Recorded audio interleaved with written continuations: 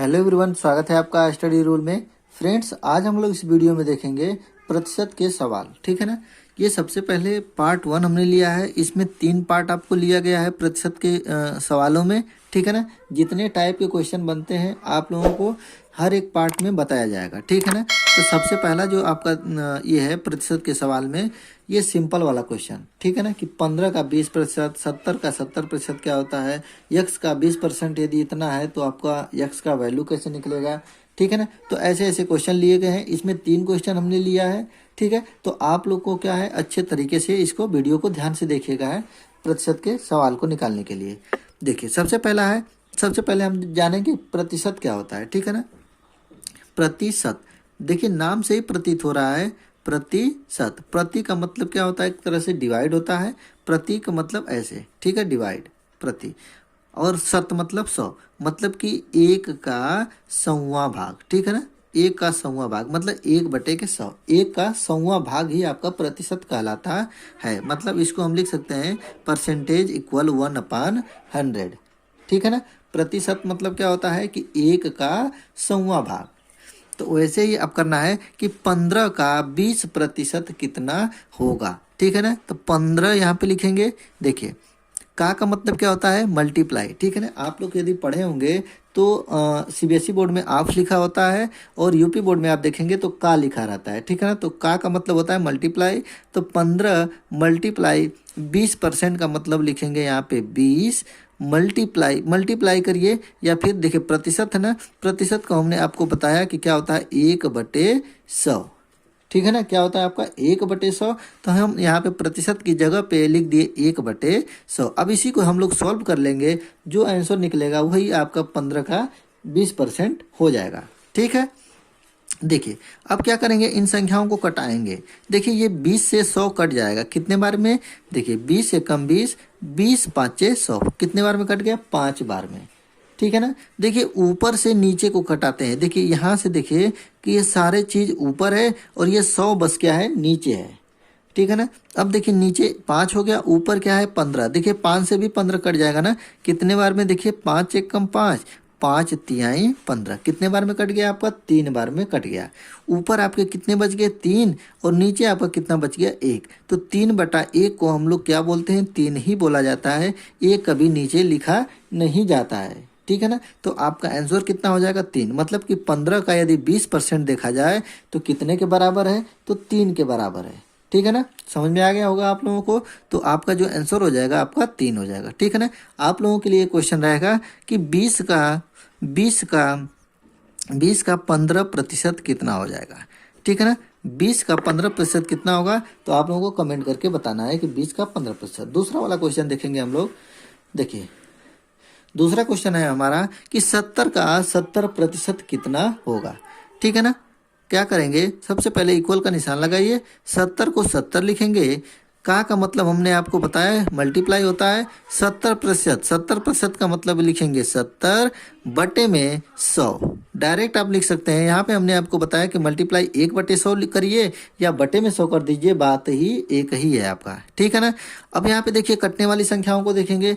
देखिए, हम जानते हैं कि 0 0 से कट जाता है। ठीक है ना। 0 यहाँ भी है, 0 यहाँ भी है, तो 2 0 0 से सारे कट गए। आपके बच क्या गए, देखिए ऊपर 7 बचा, यहाँ भी 7 बचा, तो 7 में 7 का मल्टीप्लाई करेंगे तो कितना हो जाएगा, 14 हो जाएगा। ठीक है ना। नीचे कितना बचेगा आपका 1, तो 1 कभी लिखा नहीं जाता है, तो इसको हम लिखेंगे कितना, बस 14 लिखेंगे। यही आपका क्या हो जाएगा, फाइनली आंसर हो जाएगा।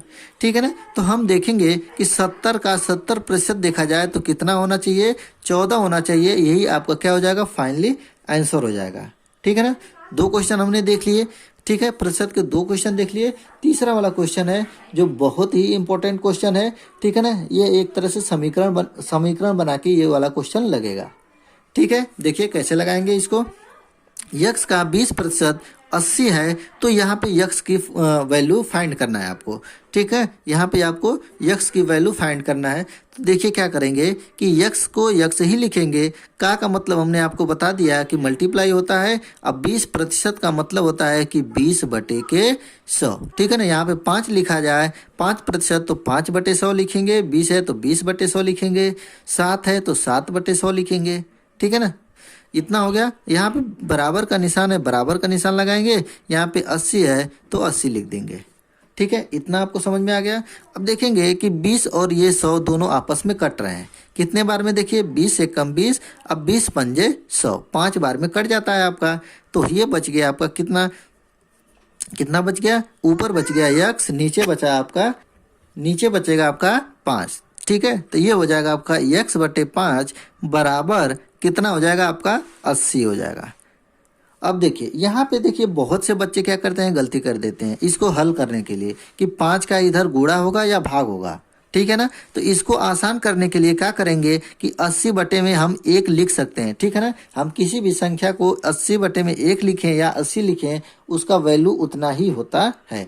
1 लिखने का मकसद क्या है कि यहाँ पे क्या करेंगे, क्रॉस मल्टीप्लाई होता है। ठीक है ना, जब समीकरण बनता है यहाँ पे बीच में यदि इक्वल का निशान लग गया तो वो इसको समीकरण बोला जाता है। ठीक है ना, तो समीकरण में क्या करते हैं कि क्रॉस मल्टीप्लाई किया जाता है। ठीक है, ऐसे ऐसे, मतलब x का मल्टीप्लाई 1 में होगा और 5 का मल्टीप्लाई 80 में होगा। तो आपको यहाँ पे कंफ्यूजन नहीं बनेगा कि 80 में 5 का भाग दें या गुणा करें। ठीक है ना, तो आप लोगों को यहाँ से कंफर्म हो गया कि क्या करना है आपको, x को इधर ही रखेंगे क्योंकि हमेशा x को लेफ्ट हैंड साइड रखा जाता है। ठीक है ना, क्योंकि x ही का वैल्यू हमको निकालना है। x इक्वल टू 5 का इसमें मल्टीप्लाई कर देंगे तो कितना हो जाएगा आपका, 5 मल्टीप्लाई 80। अब इसमें मल्टीप्लाई करेंगे। देखिए अब यहाँ पे मल्टीप्लाई करने के लिए क्या करेंगे, जो बच्चे होते हैं वो थोड़ा सा यहाँ पे कन्फ्यूजन कर जाते हैं। क्या करेंगे, देखिए सबसे पहले जीरो जो होता है ना, जीरो को आप जीरो लिख लीजिए। यहाँ पे मल्टीप्लाई करने का आसान तरीका, यहाँ पे जीरो को जब जीरो रहेगा तब जीरो को जीरो लिख लेंगे। 5 का मल्टीप्लाई बस 8 में करना है आपको, न कि 80 में करना है। तो 5 का मल्टीप्लाई 8 में करेंगे तो कितना हो जाता है आपका, 40 हो जाता है, 40 हो जाता है। तो यहाँ पे लिख लेंगे 40, ये जीरो जो था आपका जीरो पीछे हो गया, तो पूरा मिलके कितना हो गया आपके 400। मतलब यहाँ पे x का 20% 80 है, तो यहाँ पे x की वैल्यू हमने जो निकाल दिया है कितना गया है आपका 400। ठीक है ना, अब देखेंगे यदि देखिए अब हम इस क्वेश्चन को क्या करेंगे कि सिद्ध करके देखेंगे कि ये क्या सही आया है या गलत आया है। तो आप लोग क्या करेंगे कि यहाँ पे देखिए इक्वल के जस्ट इधर वाला चीज़ को क्या करेंगे, सॉल्व करेंगे। जैसे देखिए x का 20%, x की वैल्यू हमने कितना निकाला है 400 ना, तो यहाँ पे लिखेंगे 400। ठीक, यहाँ पे लिखेंगे कितना 400। का मतलब क्या होता है, का मतलब गुणा 20%। ठीक है ना, 20% का रहा है ना, 400 का 20%, तो 20% यदि निकालेंगे तो हमारा आंसर कितना आना चाहिए, 80 आना चाहिए। मतलब यहाँ पे 400 ना हमारा आया है, 400 आया है, तो 400 का 20% 80 आना चाहिए। तो देखिए सॉल्व करके देखते हैं कि 400 का 20 परसेंटेज का मतलब क्या होता है, नीचे 100। ठीक है ना, 20% का मतलब क्या होता है, परसेंटेज यहाँ से हट जाएगा तभी 100 लगेगा। ठीक है, नहीं तो हम क्या लगाएंगे, यहाँ पे परसेंटेज लगाएंगे। अब देखिए 2 जीरो है ना, 2 जीरो से आप काट दीजिए, कोई भी जीरो काट दीजिए, इसको भी काट सकते हैं। ठीक है, हमने यहीं पे दोनों काट दिया, या तो यहाँ का एक काटते, इसका एक काटते।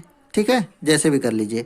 अब देखेंगे, देखिए 4 का मल्टीप्लाई किस में करेंगे, 2 में करेंगे। जीरो पीछे पहले से ही है तो पहले यहाँ पे लिख लेंगे 1 जीरो। 4 का मल्टीप्लाई 2 में करेंगे तो कितना हो जाएगा, 4 दूना के 8। देखिए यहाँ पे आंसर आ गया कि नहीं, 80 आया है ना, कि इसका इक्वल टू 80 है तो 80 आ गया कि नहीं। तो इसका मतलब हमने जो x की वैल्यू ये 400 लाया हुआ है, ये आपका मेरा वैल्यू क्या है, आपका सही है, करेक्ट है।